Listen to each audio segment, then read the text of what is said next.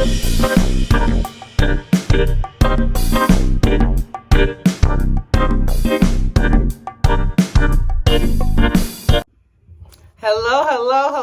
and welcome to my channel. I am your mom of three. I live here in NYC, and I'm back with another video. Hey, welcome. If it is your first time on my channel, my name is Taneza. I am the mom of three adventurous kids living in the heart of New York City.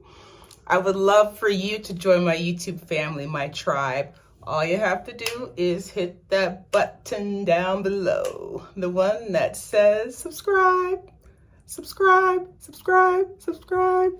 All right. For all my A1 Day ones, I heart you guys. Thank you so much for your support. You have just clicked on a review. Let's just get into it. This is a review, Married at First Sight, the UK edition. Season 7, episode 5. It was a doozy. I got a lot of notes. Let's go ahead and get started, guys. All right, so we are introduced right away to the first lesbian couple, Jenna and Zoe. Zoe is kind, caring. She's a construction worker. She's the only female. Parents have an amazing marriage, one that she wants. And she has a great life. The only thing missing is the commitment to a partner. She wants someone that is proud to be with her. Jenna, who they matched her up with. Jenna says that she wasted all of her 20s dating men. Her sister is also gay, married to a woman. Jenna considers herself a daddy's girl growing up. Her dad actually just passed away last year from lung cancer. And even though he had been diagnosed, it was really just kind of sudden. He deteriorated really quickly, and it was a big shock to her. She has a more positive, believe it or not, when I heard this, I was like, that's really interesting. Since her father's death, she has a more positive outlook on life now. She owns a zero-waste store. And so far, if I'm not mistaken, if I am, drop in the comments below. This is the first couple on this season where they try on their wedding fits before the ceremony. So that was cute, seeing both Zoe and Jenna trying on their wedding wear. Jenna was hit by a car when she was 12, I believe. She was hit by a car when she was 12, and as a result, the stress of that accident triggered alopecia. So she is bald, and she does wear wigs. She's looking for someone, quote, the opposite of me. She would rather someone more masculine. She said it will be her dream if she were walking down the aisle and saw someone wearing a suit. That's kind of what she's attracted to.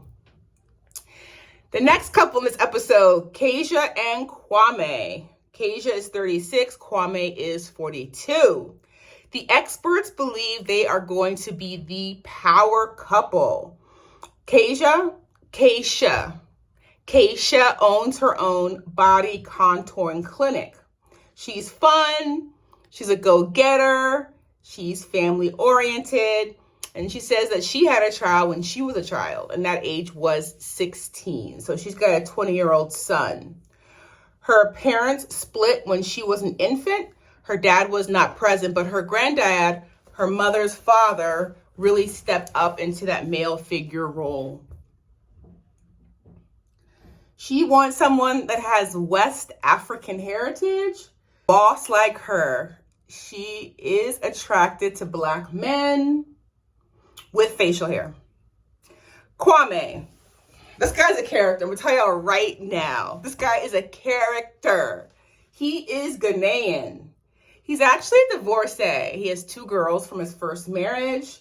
He said that he wants an Instagram model and the perfect wife combined. He is a business consultant, and he co-hosts a talk show with his best friend. Keisha and Kwame. Aisha is Keisha's mom. Yasmin and Malika are Keisha's sisters. Kwame feels like he is more prepared for this marriage than his first one. His best man is named Yinka, and her lace gown, beautiful. Keisha's gown is beautiful. By the way, her grandfather's name is Desmond. Zoe seems to know what a commitment this marriage and not just the wedding is. In my perspective, in today's perspective, I feel like Zoe is probably the first that really just stood out to me as taking this whole process super seriously. Question, tribe. Where is Kwame's family? He mentioned he had a brother. Where is he? His parents have a strong marriage. Where are they? And that's why I think something is up. Kwame, always see the entire episode are your boys. And that's all well and good, but where's your family? La familia. Even, we'll get to it, but even at the reception, they're sitting at a table filled with Keisha's family by himself. Like there is no, where's your table of family? And that's why something is up. Something, I got my side eye on him. It's the wedding day. Keisha's mom and her best friend are sitting next to each other on the bride's side of the aisle. The other side of the aisle are all of Kwame's boys. There's no family. No family to be found. And so when Kwame comes down, the best friend, they start talking about his body. They said that he's slimmer than her preference. He's not a no, but he's not 100%. Perhaps, she says, if he was a bit bigger and taller. Yet when Keisha, who's escorted by her grandfather Desmond, walks down the aisle, she's pleased. I mean, she's got a big smile. He turns around, and I think he has relief that it's not a gremlin. She's a pretty girl. Keisha's a pretty girl. She's a curvy girl. And Kwame does mention that he is used to dating more petite women. According to Keisha, he is a bit slim and short. He's exactly her height, but remember she has heels on. But he looks sharp, neat, and he has that chocolate skin that she likes. According to Kwame, she's 70. Poor girl. She's 70% of what he wanted. It's a, quote, good start. 70? I don't know how you guys, when you guys grew up, what your grading scale is like, but 69 was an F. 70 is a D minus minus. She has so much going for her. She owns her own business. She has a child. She's beautiful. It's crazy how shallow our society can be. But they do have a cute kiss on the lips. I will say that at the altar. Jenna and Zoe's wedding day. They both have a sigh, like a visual sigh of relief when they see each other on their wedding day. They hug immediately, which I thought was a good sign. Each seems happy with the other, and their families seem happy with their partners. Zoe's vows. Again, Zoe's taking this really, really seriously. She says that she's here not just for the experiment, but for life. I'm a fan of Zoe. At the altar, there's a tentative peck, but it's cute. And they ask each other when they're taking pictures, am I what you imagined? And yes, on both sides. There's definitely attraction there. Keisha and Kwame. First of all, their flowers were everything. Their flowers at their wedding and their reception, those beautiful were, I could not stop looking at the flowers. Beautiful. So they have good taste. He's being grilled by Keisha's family and friends. And he answers, Keisha is part of what he asked for.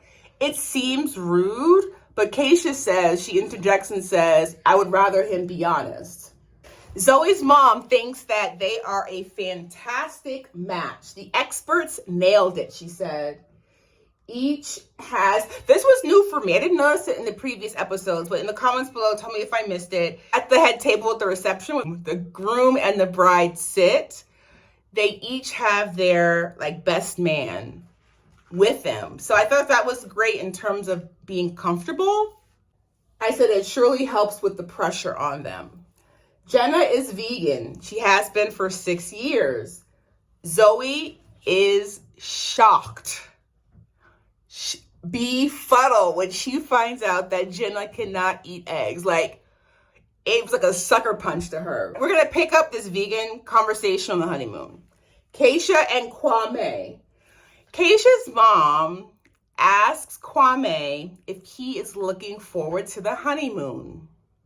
Kwame gives the worst answer of all time. He says he needs a holiday. He said he needs a vacation. She's like, well, what about spending time with my daughter? And he's like, oh yeah, that too. Something's up. I think that Kwame didn't even tell his family in Ghana that he had been matched. Who wants to bet me? Kwame, Mr. Ghana, did not tell his family that he was getting married at first sight. No way.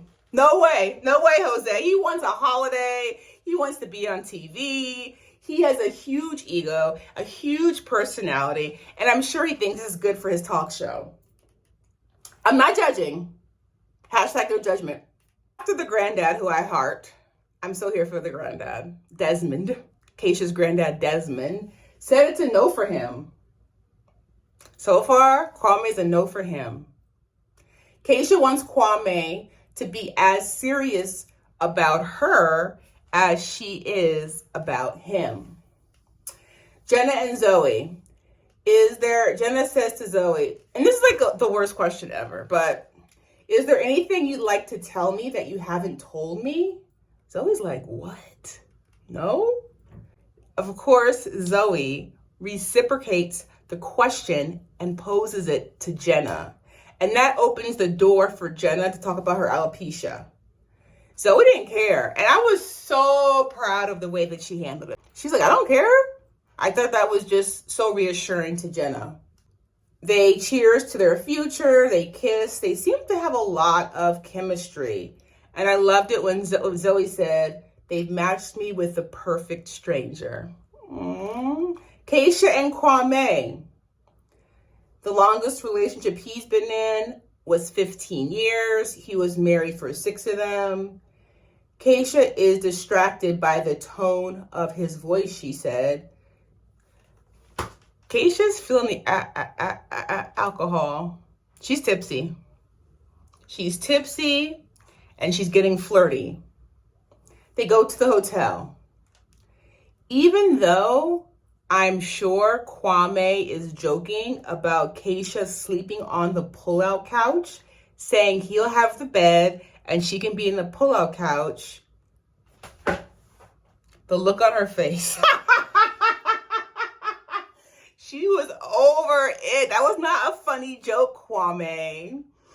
And then they wake up together the next morning, so they sleep in the same bed. That concludes my review for season 7, episode 5. Wow, that went by fast. As always, please make sure to leave any comments, any revelations, any goodies in the comments below. I look forward to seeing you in my next video. Bye for now, tribe.